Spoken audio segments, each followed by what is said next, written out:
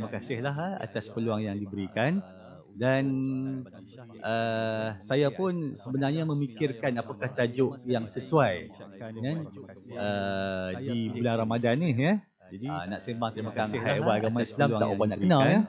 Dan jadi saya terfikir rupanya saya pun sebenarnya memikirkan apakah tajuk yang sesuai tentang kuasa pelaksanaan adiwangsa di bulan Ramadan ni ya. Dapatlah idea nak sembang tentang haiwan agama Islam tak apa nak kenal. Saya memikirkan satu tajuk lah ya berkaitan dengan 3R. Jadi sebenarnya adiwangsa ini merupakan satu jawatan kuasa yang ditubuhkan di setiap negeri, UiTM negeri di bawah PNC adiwangsa, dan di antaranya fungsi utama adiwangsa ini ialah untuk memperkasakan konsep 3R. Jadi R yang saya pilih pada hari ini ialah R Royal. Dan maka dengan itu saya pun memilihlah tajuk Majlis Raja-Raja Tonggak Kedaulatan Negara. Okay? Walaupun tajuknya tak tahulah best ke tak best ya. Tapi saya akan cubalah sejam ni nak bagi tuan-tuan perempuan sekalian, sedang hadirin sekalian, kita faham ya. Tuan-tuan perempuan pun boleh mendapat maklumat ni daripada pelbagai sumber. Cuma insya-Allah saya akan mempakejkan maklumat-maklumat tentang Majlis Raja-Raja ni supaya tuan-tuan mudah faham. Jadi bila sebut Majlis Raja-Raja ni, tuan-tuan faham apa maksudnya. Dan selepas ini saya akan menggunakan perkataan MRR. Okey, MRR tu ialah Majlis Raja-Raja. Baik. Jadi saya percaya tuan-tuan perempuan sekalian pernah dengar kan MRR ni, dan MRR yang terlatest sekali, yang terkini berlangsung pada 4 dan 5 Februari yang lepas. Itu merupakan mesyuarat MRR yang ke-268. Itu yang terkini. Okay? Dan kebetulan pula, pengerusi untuk MRR bagi kali yang ke-268 ialah Tuanku Sultan Kedah. Okay? Sultan Salihuddin. Baik. Jadi, dia berlaku 2 hari. Okay? Secara dasarnya, mesyuarat MRR ni 2 hari dia berlaku. Contohnya 4 dan 5 Februari. 4 Februari itu kita panggil sebagai pre-council meeting. Kemudian sambung pada hari yang kedua. Jadi kalau tuan-tuan tengok dekat Facebook, dekat YouTube kan, saya tengoklah baru-baru ni ya, bila Tuanku Sultan Kedah menjadi pengerusi kan, pada waktu itu sampai dia dekat Istana Negara, dia disambut oleh Tan Sri Syed Daniel Syed Ahmad. Kenal tak siapa dia Tan Sri Syed Daniel? Tak apa, saya kisah terangkan siapakah Tan Sri Syed Daniel Syed Ahmad ni. Kemudian diiringi oleh Datuk Paduka Maharaja Lela. Okey, Datuk Azwan Effendi. Datuk Paduka Maharaja Lela. Okey. Kemudian pada hari yang kedua pula, 5 hari bulan tu, Sultan Kedah masuk ke istana, ke bilik mesyuarat ni, diiringi oleh MB Kedah pada waktu tu. MB Kedah kita lah pada tarikh tersebut, dan diiringi seorang lagi nama Encik Sofian. Siapa kenal, kau tengok protokol ceramah protokol ni, Encik Sofian ya. Encik Sofian ni merupakan penolong Datuk Paduka Maharaja Lela. Okey, saya kisah terangkan apa dia tugas Datuk Maharaja Lela ni. Jadi berlangsunglah majlis ataupun mesyuarat MRR selama 2 hari. Okey, itu yang terkini. Baik. Ada satu lagi pejabat. Okey, pejabat yang dikenali sebagai pejabat penyimpan mohon besar raja-raja. Kan, pernah dengar Pejabat penyimpan mohon besar raja-raja. Apa dia yang mohon tu? Apakah kaitan pejabat ni dengan majlis raja-raja? Sangat berkaitan. Okey, baik. Jadi pejabat penyimpan mohor besar raja-raja ni, dia ada ketua dia. Ketuanya dipanggil sebagai penyimpan mohor besar raja-raja. Okey, jadi glamournya tak glamour pejabat ni setiap tahun rakyat menunggu 3 benda, 3 hari. Yang pertama sekali ialah pengumuman puasa. Yang kedua, tarikh hari raya Aidilfitri, dan yang ketiga Hari Raya Aidiladha. Dan pada waktu itu, rakyat kita ni menunggu-nunggu, meneka-neka apakah warna baju Melayu yang akan dipakai oleh Tan Sri Syed Daniel Syed Ahmad. Okey. Jadi ketua di Pejabat Mohon Besar Raja-Raja ni ialah Tan Sri Syed Daniel Syed Ahmad. Dan Tan Sri Syed Daniel Syed Ahmad ni automatically merupakan setiausaha Majlis Raja-Raja ataupun setiausaha mesyuarat Majlis Raja-Raja. Faham tak? Itu kaitannya. Okey, majlis MRR ni satu majlis yang menguruskan mesyuarat tersebut ialah Pejabat Penyimpan Mohon Besar Raja-Raja yang diketuai oleh Tan Sri Syed Daniel Syed Ahmad. Siapa Tan Sri Syed Daniel ni? Jadi selalunya, untuk jawatan Penyimpan Mohon Besar Raja-Raja, Tan Sri Syed Daniel ini merupakan penyandang yang ke-16 daripada wujudnya MRR ni, daripada zaman dari zaman sebelum merdeka, kemudian zaman Malaya Union, kemudian sampailah ke zaman Persekutuan Tanah Melayu. Nanti saya terangkan satu persatu ya. Okey. Jadi Tan Sri Syed Daniel merupakan penyandang yang ke-16 ya. Dia menyandang ni pada tahun dilantik pada tahun 2011. 2011. Jadi berapa tahun dia dilantik? Dia tak ada tempoh waktu. Selagi yang di-Pertuan Agong berkenan kepada simpulan ni, maka selagi itulah dia terus disambung. Dia tak ada 1 term, 2 term, 3 term. Jadi daripada 2011, Tan Sri Syed Daniel ni dah menjadi Penyimpan Mohon Besar Raja-Raja ataupun Setiausaha MRR. Okey. Jadi Tan Sri Syed Daniel ni dia selepas dia berpencen ya, dia sebagai seorang pegawai kerajaan ya, pegawai tadbir kerajaan, berkhidmat hampir 32 tahun. Kemudian selepas dia berpencen, maksudnya dia mendapat jawatan ini selepas dia berpencen. Okey, tahun 2002 dia dilantik sebagai Datuk Paduka Maharaja Lela yang saya sebut tadi kan. Jadi tahun 2002 Tan Sri Syed Daniel menjadi Datuk Paduka Maharaja Lela. Apa tugasnya? Okey, Datuk Paduka Maharaja Lela ini merupakan individu yang dianggap sebagai ketua istiadat. Jadi kalau tuan-tuan perasan ya, apabila berlakunya pertabalan ya, Majlis Istiadat Pertabalan yang di-Pertuan Agong, maka yang jalan depan-depan sekali tu. Kan? Yang depan-depan sekali yang jalan, punya ada 3-4 orang belakang ni, datuk-datuk bergelar ni yang bawa pedang, yang bawa keris, bawa Al-Quran.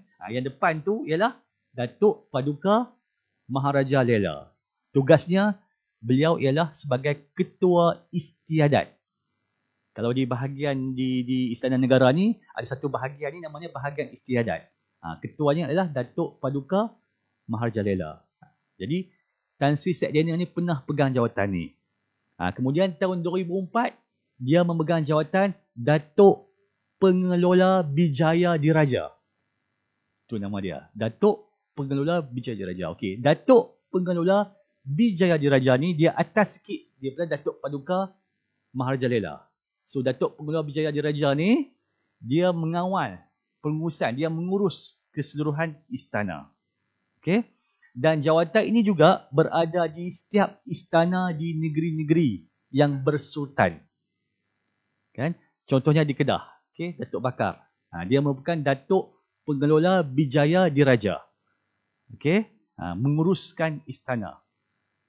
Jadi salah satu tugas bahagian di bawah ni adalah bahagian istiadat. Dan bahagian istiadat yang di bawah dia ni ialah Datuk Paduka Maharaja Lela. Boleh faham tak tu? Secara dasarnya atas sekali Datuk Pengelola Bijaya Diraja. Bawah dia Datuk Paduka Maharaja Lela. Datuk Paduka Maharaja Lela ni dia sebagai menjaga istiadat sahaja. Itu cerita tentang Tan Sri Syed Daniel ni. Dan Tan Sri Syed Daniel juga merupakan dilantik oleh MRR ni sebagai ahli Majlis Angkatan Tentera. Baik. Itulah yang dimaksudkan dengan pejabat penyimpan mohon besar raja-raja. So clear ya? Baik. Seterusnya, baru kita nak faham apa dia yang dikatakan mohor tu. Mohor besar. Okey. Mohor ni, dia tak ada apa pun. Chop je pun. Chop mohor. Okey. Kalau tuan-tuan tengok chop mohor ni, dia keliling ni ada logo-logo jata negeri. Jadi, berapa agak-agak jata negeri ni? 14. Tapi yang ada kat sini, kat chop mohor ni ada 9 sahaja. Okey. Mewakili 9 sultan. Tapi selalunya kita panggil raja-raja, kita panggil sultan. Yang mana satu ni? Sebab sebenarnya daripada 9 ni ada satu raja. 8 sultan, betul tak? Jadi kadang-kadang kita panggil konsep raja tu mewakili sultan, sultan tu raja. Tak apa, mana-mana pun boleh. Sebenarnya kita panggil 9 raja. Itu sebab kita ada 9 negeri yang ada raja dan sultan. Dan 4 lagi ada apa? Melaka, Pulau Pinang, Sabah, Sarawak. Dia ada tuan yang terutama yang dipetua negeri. Bukan yang dipetuan, kadang-kadang dipersilap. Yang dipetuan negeri, bukan. Yang dipetua negeri. TYT, tuan yang terutama yang dipetua negeri. Kadang-kadang dipa confuse dengan Negeri Sembilan. Negeri Sembilan ada sultan tak? Ada. Tapi kita tak panggil sultan. Kita panggil yang di-pertuan besar. Yang tu yang di-pertuan besar. Okey? Okey, macam kita punya agung yang pertama. Siapa dia agung yang pertama? Tuanku Abdul Rahman. Bukan Tunku. Tunku Abdul Rahman PM pertama. Agung pertama Tuanku Abdul Rahman. Kadang-kadang orang silap kat situ. Okey? Tapi yang di Pertuan Besar ni pun level dia sama macam sultan. Okey, tu ceritanya. Baik. Mohor besar ni mohor besar yang saya maksudkan ni dia sebenarnya merupakan satu cop kuasa lah ya, yang melambangkan kuasa dan hak institusi Majlis Raja-Raja. Jadi bila dia cop ataupun dia materai sahaja cop ini, cop itu menunjukkan satu kepercayaan, satu kuasa ataupun satu kedaulatan. Okey? Cop, kemudian yang signnya siapa dia agak-agak? Tuan-tuan dan puan-puan. Siapa yang sign? Contohnya surat cara ataupun keputusan-keputusan melalui mesyuarat di antara 9 sultan ni dengan 4 yang di Pertuan Negeri ni kan, untuk apa-apa jua hal yang berkaitan dengan rakyat. Kemudian dicop, mungkin keputusan dah dibuat. Siapa yang sign dekat cop tu? Agak-agak tuan-tuan dan puan-puan, siapa yang sign? Yang sign ialah Tan Sri Syed Daniel, penyimpan mohon besar raja-raja. Okey, dia yang sign. Dia berserta dengan tarikh dan berserta dengan tempat diperturunkan lokasi dah, tempat dan tarikh berserta sign dia. Okey, itu yang dikatakan sebagai fungsi mohon besar raja-raja. Baik.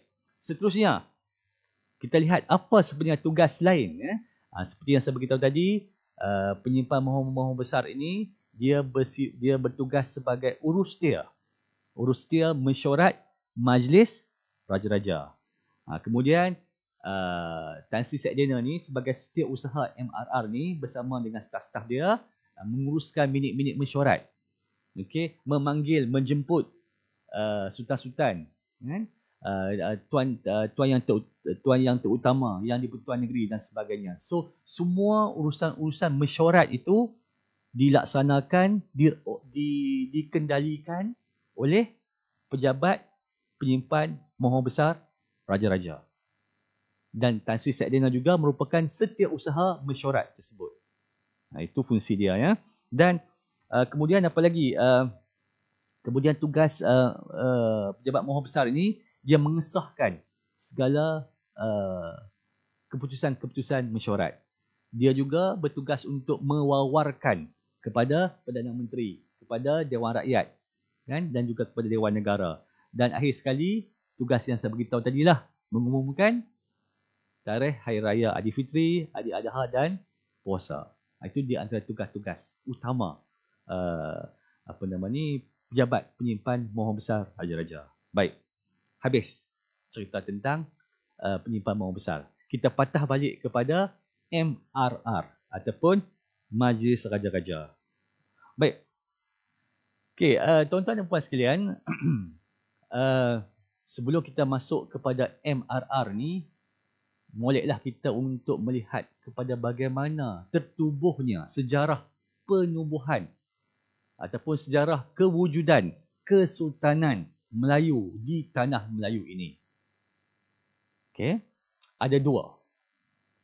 Ada dua kerajaan sebenarnya. Kerajaan Melayu lah ya. Ada dua kumpulan. Kumpulan yang pertama ialah kumpulan Kerajaan Kedah Tua dan Kerajaan Langkasuka. Okey, dalam mana makalah tuan-tuan perempuan rujuk pada sejarah, Langkasuka ni, ada yang kata Kerajaan Kedah Tua tu Langkasuka lah. Langkasuka tu Kedah Tua lah, bukan. Kedah Tua lain, Kerajaan Kedah Tua lain, Kerajaan Langkasuka lain. Dan kalau kita tengok bahan-bahan sejarah, Kerajaan Kedah Tua ataupun Kerajaan Langkasuka, saya ambil Kerajaan Langkasuka ini wujud sekitar abad kedua Masihi. Kalau kita baca abad kedua Masihi itu bila? Tuan-tuan tahu tak? Kerajaan Langkasuka Purba ataupun Kerajaan Langkasuka diwujudkan sekitar abad kedua Masihi. Bila tu agak-agaknya? Saya bagi formula dia hari ni ya. Sekitar abad kedua. Abad kedua. Kena tambah 20. Jadi 200. Tapi bukan yang ke-200. Maksudnya sekitar abad kedua ini dia bermula daripada tahun 100 Masihi hingga 200 Masihi. Itu yang kita abad kedua. Kalau abad ketiga? Abad ketiga bermula daripada tahun 200 Masihi hingga 300 Masihi. Dia macam tu. Abad tu maksudnya 100 tahun. Jadi itu dikatakan wujudnya. Kan? Kesahihannya tak pasti sebab cerita dah lama dah tuan-tuan puan. Abad kedua, 100 Masihi, Kerajaan Langkasuka. Kemudian Kerajaan Kedah Tua. Jadi ahli sejarah ni selalu mempetikaikan tarikh. Ada yang kata tarikh macam ni, ada yang tarikh macam ni, pedagang Cina kata macam ni, IC kata macam ni, pedagang daripada India kata macam ni, semua macam-macam tarikh. Tapi kita faham Sultan Muzaffar Shah yang memeluk Islam, naik tahta pada tahun 1136. Dan Sultan Muzaffar Shah merupakan Sultan pertama Kedah lah yang beragama Islam. Sebelum tu ada lagi 6. 6 tu yang bukan beragama Islam, beragama Hindu. Tapi kita tak ambil. Kita start dengan yang beragama Islam hingga sekarang. Semuanya ada berapa sultan? 29. Hingga sekarang ini Sultan Salahuddin merupakan sultan yang ke-29. Jadi dalam kerajaan Tanah Melayu ini, kerajaan Kedah sahaja yang mempunyai grup kesultanan dia daripada Kerajaan Langkasuka dan Kedah Tua. Baik. Dan dikatakan kerajaan Kedah Tua ini yang paling tua sekali di Tanah Melayu lah. Malah di Asia Tenggara. Dan merupakan di antara kerajaan yang tertua di dunia. Kita patut bangga tu. Kan? Itu kumpulan yang pertama. Kumpulan yang kedua ialah Kerajaan Melayu Melaka. Kerajaan Melayu Melaka ni bila? Sekitar abad ke berapa? Abad 13 ya. Iaitu pada tahun 1400. Dijumpa oleh siapa dia yang jumpa Melaka ni? Parameswara. Ada juga yang kita bukan Parameswara dan sebagainya kan. Tapi tak apalah, kita ambil sejarah yang berada dalam buku teks sekolah menengah. Parameswara 1400. Kemudian apabila kerajaan Melayu Melaka ini berkembang dengan pesat, kan, kemudian akhirnya tumpas kepada Portugis pada tahun 1511. Ingat ya? Bila habis 1511 ni, ada kerajaan lain lagi yang ditubuhkan. Bukannya tamatnya. kan? Walaupun Portugis dah ambil alih, kan? Tapi ada kerajaan Melayu yang lain. Jadi selepas jatuhnya kerajaan Melayu Melaka, kerajaan yang lainnya contohnya kerajaan Johor dan Perak. Okey, kerajaan Melayu Johor, kerajaan Melayu Perak. Sekitar tahun 1528. Lebih kurang samalah. Sekitar 1528. Kerajaan Johor, kerajaan Melayu Johor dan kerajaan Melayu Perak. Kemudian apa lagi? Selepas tu Johor, Perak, Pahang. Okey, Pahang 1614. Kemudian sekitar tahun 1700 ke atas ni Terengganu dan Selangor. Jadi kesemua ni asalnya daripada kerajaan Melayu Melaka. Okey, baik. Okey, setakat tu faham ya? Boleh tak? Clear tak? Okey, saya cuba nak be clear lah, nak bagi a very quick information, quick info, quick data, kan? Baik.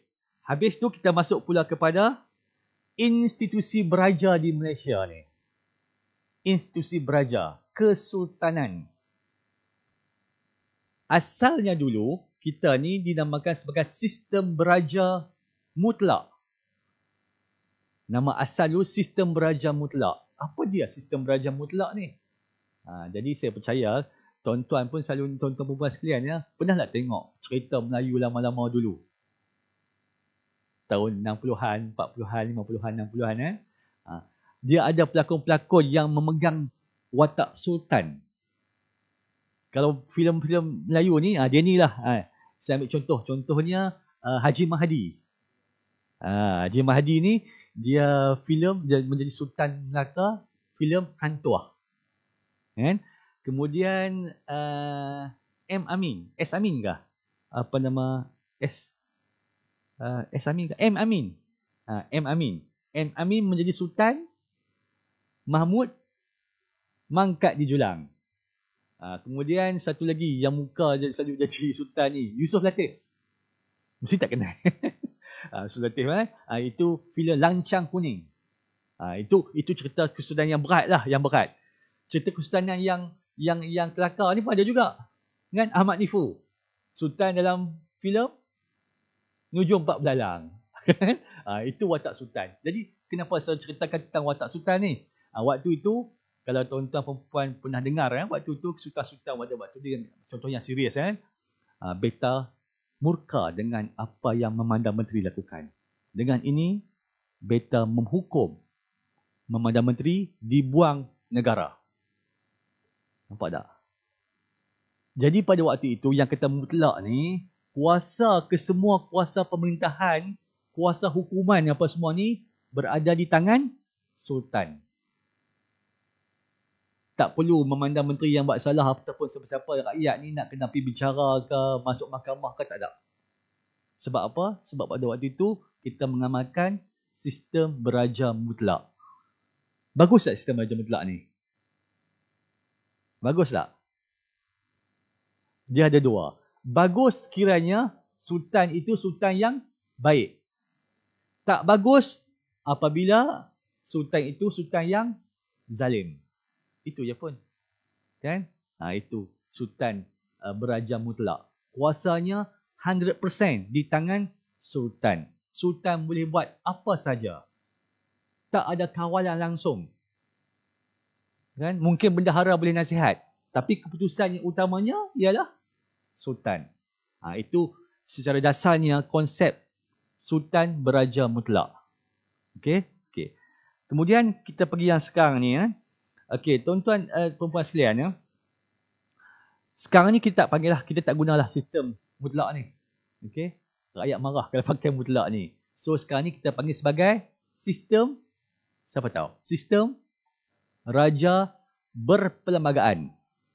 Jadi Malaysia ni mengamalkan sistem apa? Kita menggunakan demokrasi. Okey, sistem demokrasi. Okey, menggunakan raja berperlembagaan. Baik. Jadi sistem raja berperlembagaan ni, tuan-tuan puan sekalian, ialah kita Malaysia mengamalkan sistem raja berperlembagaan. Okey, sekitar abad ke-19. Berapa tu? Sekitar abad ke-19. Tahun bila? 1800 hingga 1900. Sekitar tahun tempoh tersebut, negara-negara yang mengamalkan sistem raja berperlembagaan ataupun kita panggil sebagai sistem monarki. Monarki ni negara yang ada king, yang ada queen. Itu monarki lah ya. Sekitar abad ke-19 ni, yang negara-negara yang mengamalkan sistem monarki ni ada 900 negara. Banyak tak? 900 negara. Kemudian pada abad ke-20 turun menjadi 240 buah negara sahaja. Habis tu mereka pakai apa? Mereka pakai apa? Mereka tak ada king lah. Contoh yang paling dekat, Indonesia. Kan? Indonesia kan dulu sistem beraja. Tapi apabila Belanda masuk sekitar hujung 1800 sampai 1900 ni, dia tukar habis. Jadi sistem beraja di Indonesia tumpas, lumpuh, jatuh. Dan naiklah sistem republik. Okay? Begitu juga di negara yang lain. Macam saya cakap tadi, sekitar abad ke-20 ni hanya ada 240 negara sahaja. Dan kini, yang terkini, berapa negara saja agak-agak? Daripada 900 turun jadi 240. Akhirnya pada hari ini hanya ada 43 negara sahaja, termasuk Malaysia, yang mengamalkan sistem monarki.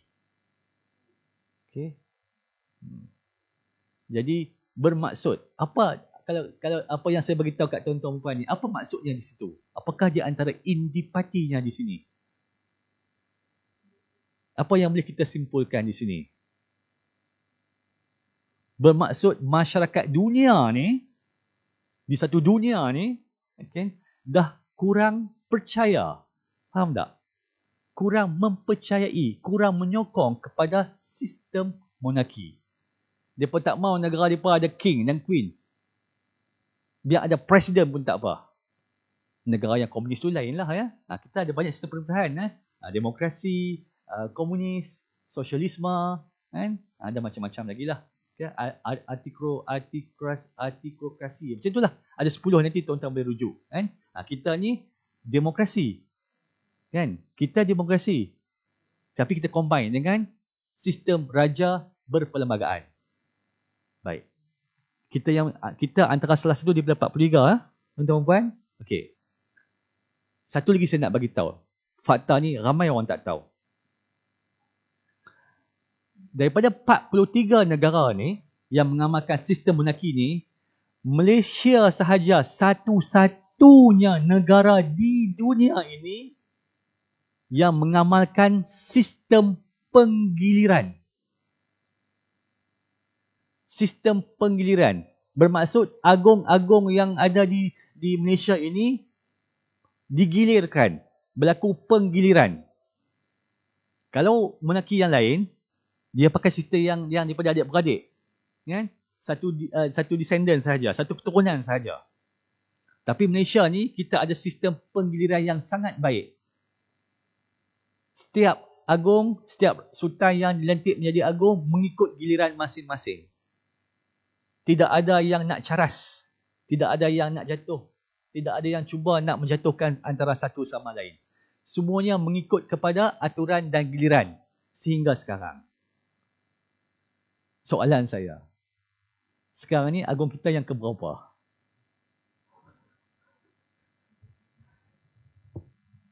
Yang ke-17. Sultan Ibrahim yang ke-17. Ingat, tu point tu. Okay, quick info. 17. Sekarang ni agung yang ke-17. Apa maksudnya? Maksudnya, kita nak menghabiskan cycle yang kedua. Kitaran yang kedua. Kitaran pertama, agung pertama, 1, 2, 3, 4, 5, 6, 7, 8, 9. Habis. Kemudian yang ke-10 pula, ulang balik. 1, 2, 3, 4, 5. Tapi sekarang yang ke-17. Johor. Selepas Johor ni agak-agak yang mana pula? Agak-agak selepas ni. Betul ke Perak? Betul ke Perak? Betul Perak. Sebab kita dah tahu dah. Kita dah tahu penggilirannya macam tu. Kita dah tahu. Jadi kita tak perlu risau. Kan? Tapi cycle yang ni saya akan ceritakan bagaimana wujudnya cycle yang 99 ni. Okay. Baik, kemudian okey, sekarang ni kita masuk cerita tentang Majlis Raja-Raja MRR. Tuan-tuan memang okey lagi ke? Okey lagi, baik. Okey, sekarang ni kita tengok MRR. Okey, MRR sebelum merdeka. Apakah nama MRR? Sekarang ni kita panggil sebagai Majlis Raja-Raja. Tapi sekitar tahun 1897. Okey, 1897 dah wujud dah MRR. Tapi waktu tu tak panggil MRR. Dipanggil sebagai Durbar. Durbar Negeri-Negeri Melayu Bersekutu. Seulang, Durbar, D-U-R-B-A-R. Durbar daripada perkataan Urdu Parsi yang bermaksud Istana Raja. Jadi waktu tu tak pakai nama MRR lagi. Dia pakai nama Durbar ataupun Mesyuarat Durbar Negeri-Negeri Melayu Bersekutu. Kita patah balik sejarah sekolah menengah dulu ya. Tuan-tuan masih ingat kan? Okey, Negeri-Negeri Melayu Bersekutu. Bersekutu ni ada berapa? Ada 4. Okey. Perak, Selangor, Negeri Sembilan, Pahang. Senang nak ingat. Negeri-negeri yang ada resident British. Okey. Seulang balik ya. Negeri Bersekutu, negeri-negeri Melayu Bersekutu ada 4. Okey. Perak, Pahang, Selangor, Negeri Sembilan. Okey. Negeri yang tak bersekutu ni ada berapa? Ada 5. Kedah, Perlis, Kelantan, Terengganu, Johor. Itu yang tidak bersekutu. Okey. Baik. Jadi Durbar ni yang pada waktu itu dianggotai oleh 4 negeri ni sahaja. Iaitu Perak, Pahang, Selangor, Negeri Sembilan. Okey. Macam cikgu sekolah pula Ini SPM ni. Ada tentang Majlis Raja-Raja ni. Baik. Jadi pada waktu itu mesyuarat pertama ini diadakan di Istana Iskandariah, Bukit Candan, Kuala Kangsar, Perak. Okey, maksudnya Perak nak menjadi tuan rumah pada waktu itu. Okey, pada waktu itu Sultan Perak, Sultan Idris. Okey. Kemudian Sultan Selangor, Sultan Abdul Samad. Negeri Sembilan, Tuanku Muhammad. Dan Sultan Pahang pada waktu itu Sultan Ahmad. Tapi Sultan Ahmad bukan Sultan Ahmad ayah kepada Sultan Allah ni. Bukan. Dia Ahmad lagi, satu lagi. Yang atas lagi. Okey. Baik.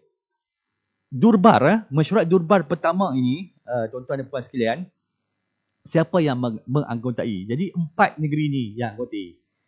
Okey. Kemudian ada 4 orang wakil daripada British. Yang pertama sekali Sir Charles Michell, iaitu Pesuruhjaya Tinggi Negeri-Negeri Bersekutu. Kemudian Sir Frank Swettenham. Ingat lagi? Kat sekolah dulu kan? Sir Frank Swettenham ni dia Resident General. Resident General ni maksudnya dia ketua kepada semua resident yang ada dekat 4 negeri ni. Kan? Dan Frank Swettenham ni dia juga mempengerusikan mesyuarat Durbar ni. Kemudian wakil British yang lain ialah resident. Okey, resident di Pahang. Ingatlah lagi cerita Mak Kilau. Siapa dia? Resident di Pahang. Hugh Clifford. Kan? Kemudian di di Selangor JP Roger. Dan di Perak pada waktu itu adalah WH Treacher. Okey, itu wakil British. Baik. Tuan-tuan dan puan sekalian, saya pernah tengok satu minit mesyuarat. Saya dah tengoklah minit mesyuarat. Kalau nak tengok, tahu kat mana?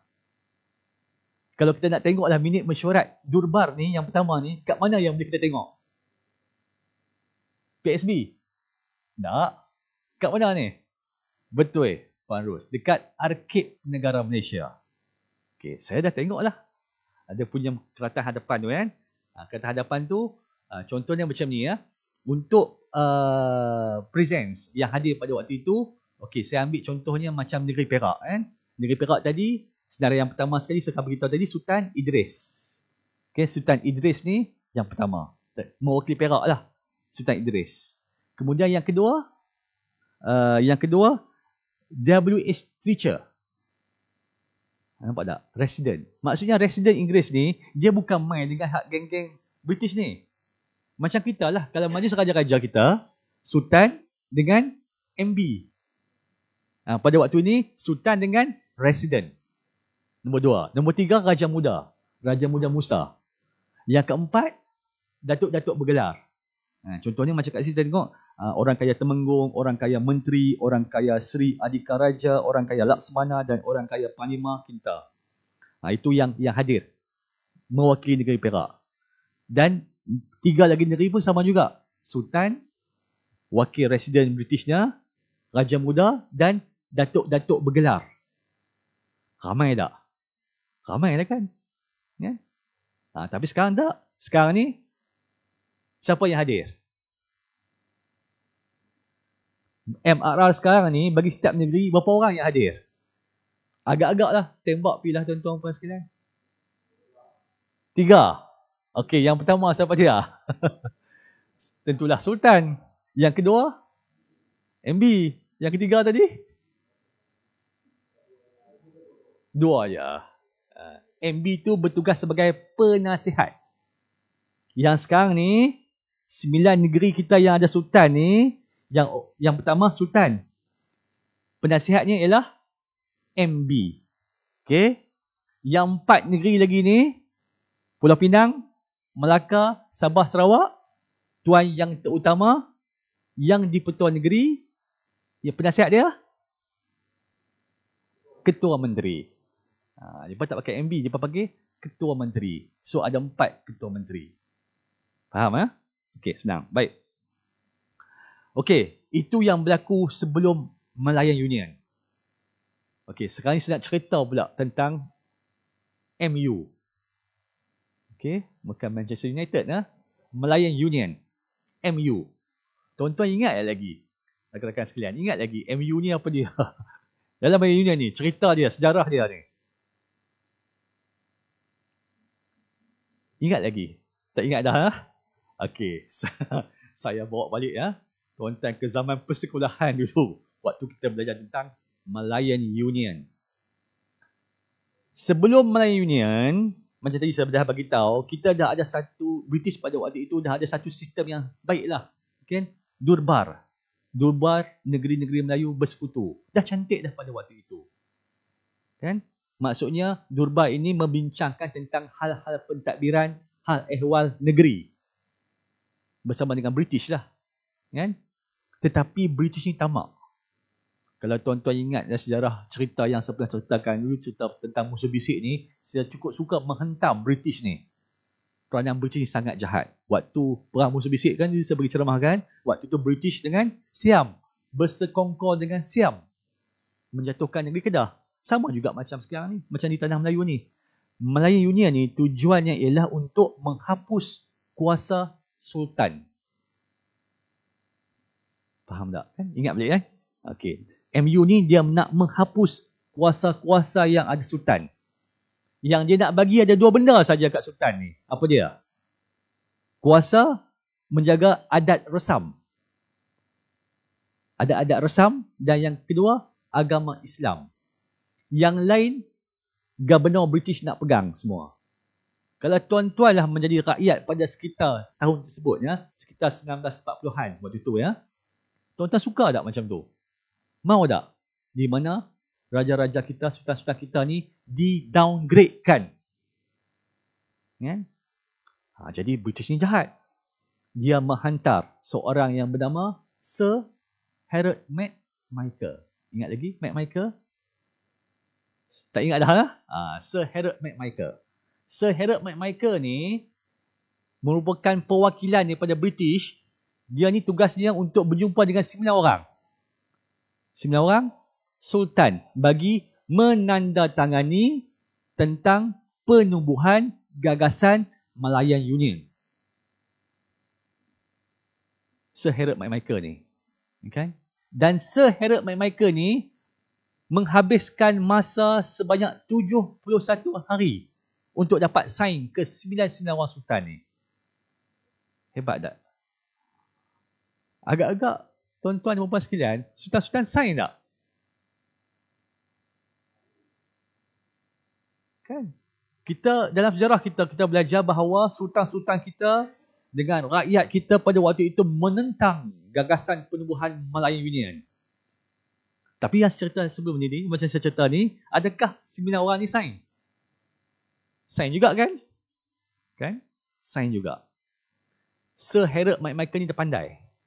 Okey, dia bermula sultan mana yang dulu yang agak-agak tuan-tuan? Dia jumpa Sultan Johor dulu. Pada waktu itu Sultan Johor pun nama Sultan Ibrahim. Jadi kenapa dia jumpa Sultan Ibrahim? Di antara sebabnya Sultan Ibrahim ni sultan di antara sultan yang paling senior. Dan Johor pada waktu itu kaya dengan hasil bumi ni. Okay, maksudnya negeri yang paling senior lah. Jadi Sir Harold McMichael ni kata, kalau dia berjaya dapat Sultan Johor, sign dulu, Sultan Ibrahim ni, maka sultan-sultan negeri-negeri lain ni akan ikut. Mestilah junior akan ikut senior, betul tak? Pandai tak dia? Dan dia bagi masa dekat Sultan Johor ni 1 hari saja untuk sign. Jadi sebenarnya ada yang mengatakan bahawa sultan pun nak menyokong kepada MU. Tak, bukan macam tu. Sultan pada waktu itu tidak diberi masa yang sepenuhnya untuk memahami perlembagaan Malayan Union. Mereka sign saja waktu tu. Kan? Jahat dah British tuan, tuan-tuan dan puan. Jahat kan? Ada benda yang hak jahat lagi dia buat. Dia sanggup katakan mana-mana sultan yang tak mau sign, dia akan lucutkan jawatan sebagai sultan dan dia akan gantikan dengan kerabat-kerabat lain. Jahat tak? Berlaku. Di antaranya ada 3 negeri yang terkena dengan apa nama ni, yang dibuang, dilucutkan. Yang pertama sekali negeri Selangor. Sultan, saya minta maaf kalau silap, Sultan Giyatuddin kot nama dia. Kan? Dibuang oleh British. Digantikan dengan Sultan Hishamuddin. Sultan Hishamuddin ni dia pernah menjadi agung yang kedua. Sultan Hishamuddin ni adik kepada Sultan Giyatuddin ni. Kan? Okey. Kemudian Terengganu. Terengganu pada waktu itu sultannya Sultan Ali. Tapi Sultan Ali ni dia tak menyokong British ketika Perang Dunia Kedua. British buang dia. Lantik yang baru dengan Sultan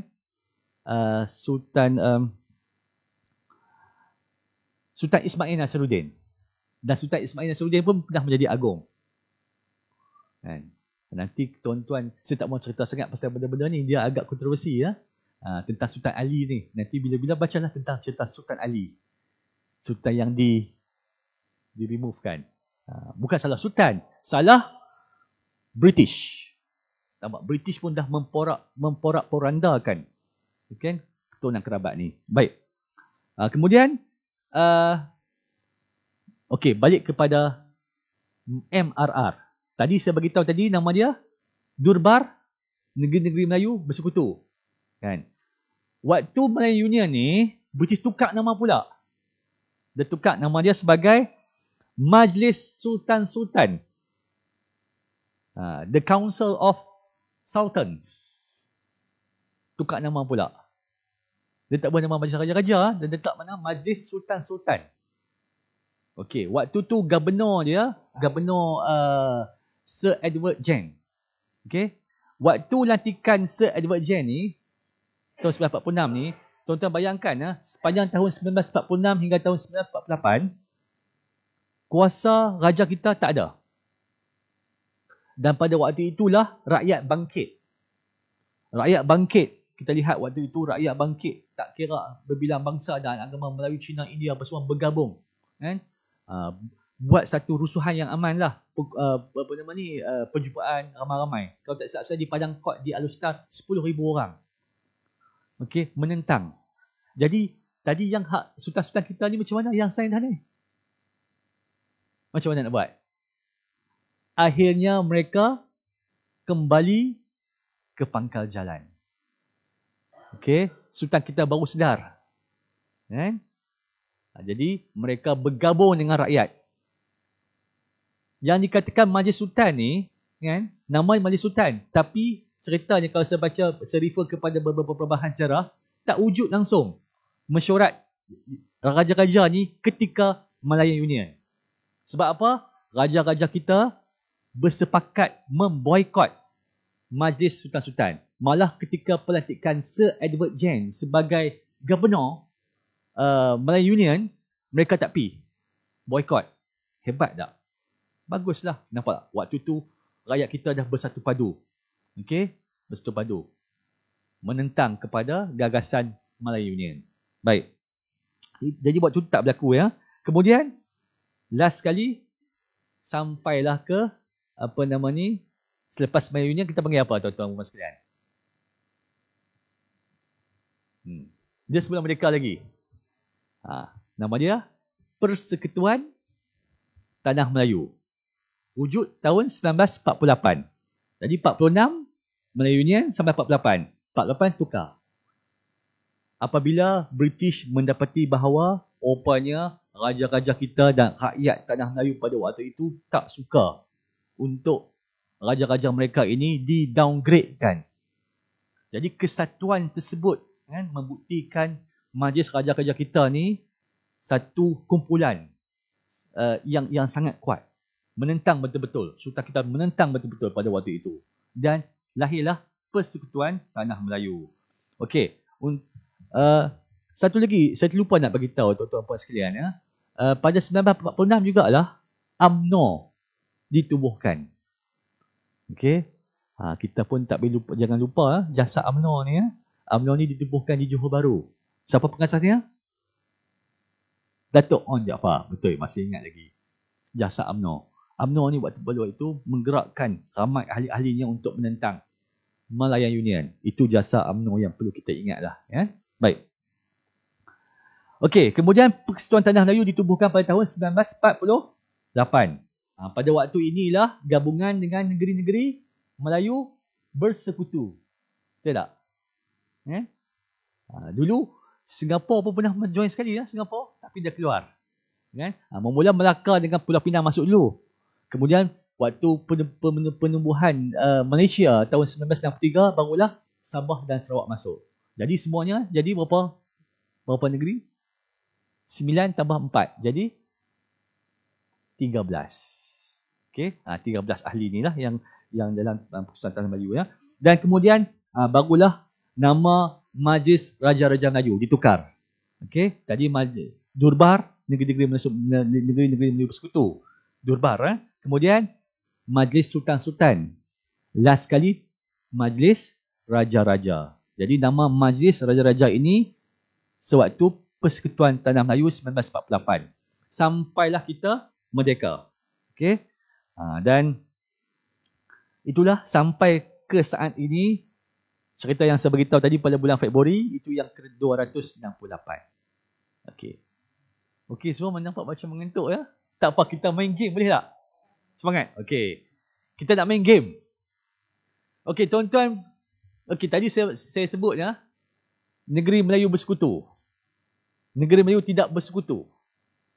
Cerita tentang bersekutu dengan tak bersekutu ni, kan? Kat mana yang kita boleh lihat benda ni? Kat mana? Dalam bentuk apa? Yang kita faham, inilah Malaysia. Kat mana tuan-puan? Okey. Buka handphone masing-masing. Buka dekat Google, Jata Negara. Jata Negara. Type logo, Jata Negara. Ambil Jata Negara image. Nampak tak tuan-tuan dan puan? Inilah kita panggil sebagai Jata Negara. Okey, bukan logo Malaysia. Jata Negara. Jata negara. Okey, cuba kita lihat tengok jata negara tu. Kan? Keris. Nampak tak ada keris kat situ? Ada berapa 5 keris? 5 kan? 5 keris tersebut melambangkan 5 negeri Melayu tidak bersekutu. Iaitu Kedah, Perlis, Kelantan, Terengganu, Johor. Kan? Kemudian, kat bawah tu ada Pulau Pinang. Kan? Pokok Pinang kan? Itu Pulau Pinang. Pada waktu itu kita panggil sebagai negeri apa? Selat. Kemudian yang sebelah sana tu ada Pokok Melaka. Itu negeri Melaka. Kemudian kat bawah tu ada logo Sabah dan Sarawak. Kemudian ada bunga raya. Bunga raya tu bunga kebangsaan kita. Kemudian ada 4 color dekat situ tu. Kan? Ada merah, hitam, putih, kuning. Itu melambangkan apa? Itu melambangkan negeri-negeri Melayu bersekutu. Bukan 4 color itu melambangkan setiap negeri, tak. Maksudnya 4 color ni ada dalam color-color setiap negeri. Contohnya, saya ambil Selangor. Selangor ada warna merah dan kuning. Betul tak Selangor? Betul tak? Ada tak merah dan kuning? Pahang, dah ada hitam dan putih. Ada tak hitam dan putih? Perak A3. Sempawang Perak. Jadi hitam, putih, kuning. Ada tak dalam tu? Ada. Negeri Sembilan, dia ada merah, hitam, kuning. Ada tak dalam 4 tu? Ada kan? Itu maksudnya. Inilah jata negara. Okay? Boleh sembahlah dengan anak-anak kita. Pemahaman tentang jata negara. Jadi jata negara ni menunjukkan inilah. Kan? Okay. Logo MRR. Macam mana? Logo MRR ni macam ni. Tapi kat luarnya ada padi. Itu logo MRR. Okay. Alright. Lagi berapa? Lagi 5 minit lagi lah. Betul? Okay, baik. Okay. Saya pergi terus ya. Lagi 5 minit ni saya nak cerita tentang senarai. Macam saya cakap tadi, senarai yang di Pertuan Agong. So, yang di Pertuan Agong sekarang ni yang ke-17. Kita nak menghabiskan cycle yang kedua. Okey, yang mula-mula dulu, tuan-tuan perempuan sekalian ya. Dulu, nama asal ni, mereka nak bagi nama yang di Pertuan Agong ni, asalnya yang di Pertuan Besar. Asalnya dulu, yang di Pertuan Besar. Tapi tukar menjadi yang di Pertuan Agong.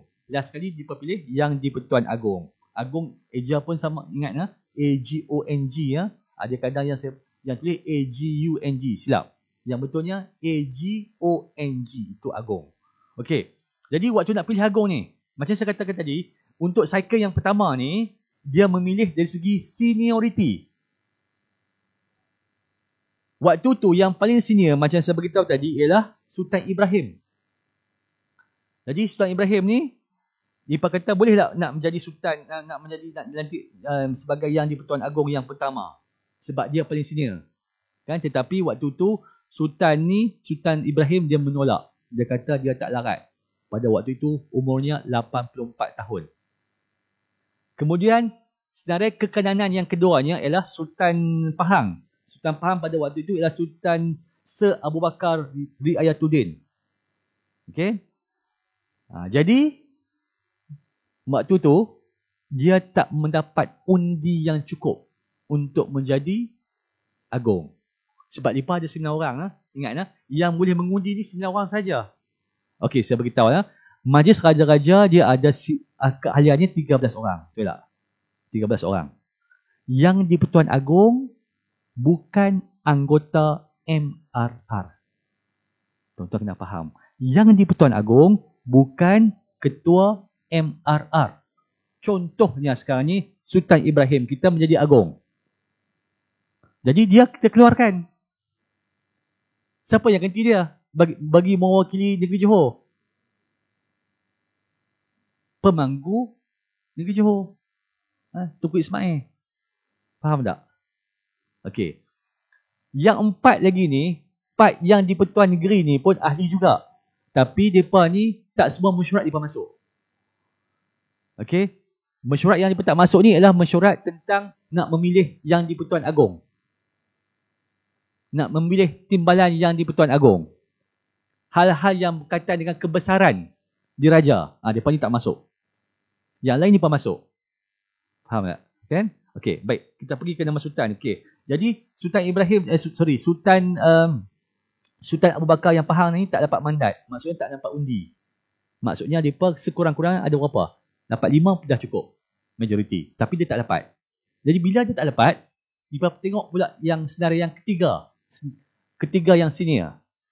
Iaitu Tuanku Abdul Rahman. Yang di-Pertuan Besar Negeri Sembilan. Bila yang ketiga ni dapat undi yang cukup. Maksudnya sama ada 5 atau lebih. Kan? Jadi maka dengan itu maka Tuanku Abdul Rahman menjadi Agong yang pertama. Okey. Berapa lama dia pemerintah? 5 tahun. Kecuali ada yang sakit, ada yang mangkat awal, tak cukup lah Macam Sultan Kelantan kita je kan itu kan. 3 tahun. Jadi tak, kebanyakannya 5 tahun. Start 5 tahun. Selepas Tunku Abdul Rahman, Selangor. Selepas Negeri Sembilan, Selangor. Iaitu Sultan Hishamuddin Alam Shah. Kemudian Perlis. Ini saya kata Sakir yang pertama ni 199 mengikut kepada kekananan. Kekananan ini bermaksud tarikh mereka dimahsyurkan sebagai sultan. Jadi waktu tu dia tak kira umur tuan, yang kita ingat umur tu sendiri bukan. Keseniorannya berdasarkan kepada tarikh tuanku-tuanku ini dimahsyurkan ataupun ditabarkan. Lepas Perlis yang keempat Terengganu, kemudian Kedah, kemudian Kelantan, kemudian Pahang, kemudian Johor, kemudian Perak. Cukup satu cycle. Okey? Faham?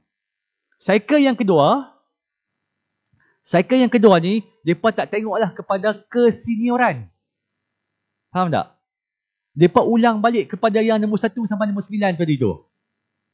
Faham? Jadi selepas nombor 9 habis, nombor 10 siapa dia? Patah balik dengan 9. Sampailah pada sekarang ni yang ke-17, Johor. Jadi agak-agak selepas ni 18 siapa dia? Dah tahu dah, Perak. Kan? Jadi itu cara, maksudnya penggiliran itu sampai sekarang ni berlaku dengan sangat cantik. Saya kalau tak, sebab kita ada masalah, tapi kalau nanti insya-Allah kalau ada sesi yang kedua, mungkin saya boleh ceritakan tentang bagaimana mereka memilih, siapa yang terlibat dalam pemilihan dan sebagainya. Kan? Dan macam saya cakap tadi, ketika pemilihan yang di-Pertuan Agong dan macam ni, dia akan ada pengurusi.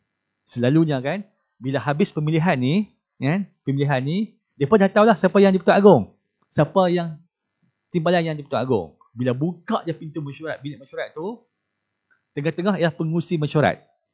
Pengurusi mesyuarat ni, dia kepada mana-mana kalangan sultan. Pemangku tak boleh. Mana-mana di kalangan sultan. Kan? Jadi, saya orang luar. Dalam pejabat mesyuarat tu, tengah berbincang tentang siapa yang nak menjadi Agong dan timbalan yang Pertuan Agong. Bila buka pintu bilik mesyuarat, yang tengah-tengah itu ialah pengurusi mesyuarat. Yang di sebelah kanannya itulah yang di-Pertuan Agong. Yang di sebelah kirinya itu ialah timbalan yang di-Pertuan Agong. Betapa simboliknya. Okey, kita sendiri tahu. Alright. Itulah sedikit sebanyak tuan-tuan dan puan sekalian. Hari ini tentang kita dah cover tentang Majlis Raja-Raja, tentang pejabat mohon besar Raja-Raja, juga dan sistem pemilihan yang di-Pertuan Agong. Baik. Habiskan masa? Jadi sekali lagi saya ucapkan ribuan terima kasih kepada rakan-rakan sekalian di atas kesudian untuk hadir pada hari ini. InsyaAllah inilah sedaya upaya saya untuk memastikan tuan-tuan dapat satu cakna tentang Majlis Raja-Raja, iaitu tonggak kepada kedaulatan negara. Sekian, wabillahi taufiq wal hidayah. Wassalamualaikum warahmatullahi wabarakatuh.